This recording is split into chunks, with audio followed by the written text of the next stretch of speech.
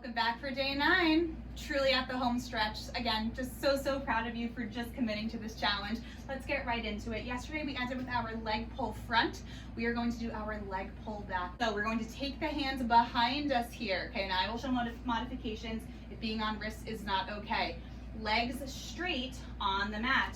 Just take one test drive, I call it. Press your hips up essentially into a reverse plank now, right? With your body facing up as opposed to down, and just see how this feels. Pouring your weight down through your arms, push the floor away, down through the feet, look down at your powerhouse, scoop those abs in and up, set your hips down. I will show quickly a few modifications. Bend those knees, press up this way. If this is better for you with a short lever, right? Shortening those legs. Wrists are no good. Come onto your elbows, okay? Just be here and lift up. It's a little bit harder actually to do it this way. So any variation, right? You could even just be here on your elbows and just really work that intention in your body. Back to our full expression, heels together, toes apart. Lift yourself up. Be here if this is enough for you. If you can take a little bit of extra, try to kick your right leg up and put it down. Up, down. Think up with the pelvis to kick your leg up and down. Strong abs.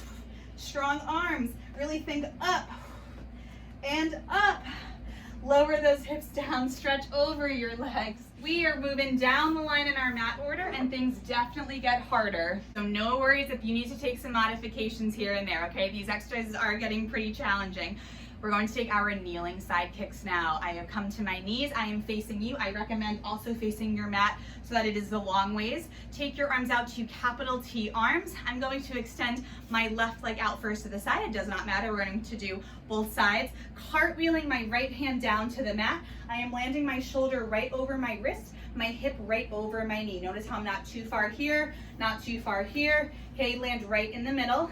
I'm going to take this hand behind my head, much like your side kick series from a few days ago, but you're just kneeling now. I'm going to lift my leg up to hip height and lower it down. Lift it up and lower. Just adjust your stance slightly if you need it.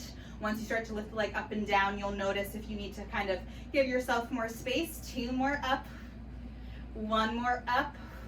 Let's lift the leg up and hold and just take 3 big circles each way. 2, 1, 3 big circles the other way. Tricky, tricky. This is definitely like 2.0 version of those side kicks from the other day. Come back upright to where you started, other side. Quick and simple. Well, I don't know if it's simple, but relatively quick here in our kneeling side kicks. Let's lift that leg up and lower it down. Trying to get that ankle up to hip height. It is definitely not easy, but really try to push down through this arm. Again, we are never resting on a limb or an extremity that's on the mat. We're using it as leverage, right? To push up, to get more away from the ground. Let's lift the leg up and take those 3 circles each way. Reverse it, down, up, 3, 2, and 1. The best news about kneeling side kicks is mermaid comes next. So have a seat off to one side. I went ahead and sat on the first side that I was on. I'm grabbing a hold of my ankles, knees stacked one over the other. If that does not work, stagger your legs in that little Z sit. Feel free to take that if this is not good for knees or hips. Arm comes up to the ceiling. Really pull yourself up by using that leverage of the hand on your ankles. Pull yourself over. Like I said, you get a mermaid. Mermaid is like the dessert here. One of those dessert exercises in our mat order. After something evil comes something really nice and sweet.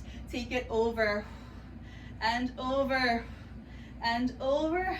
Spring back up one more time.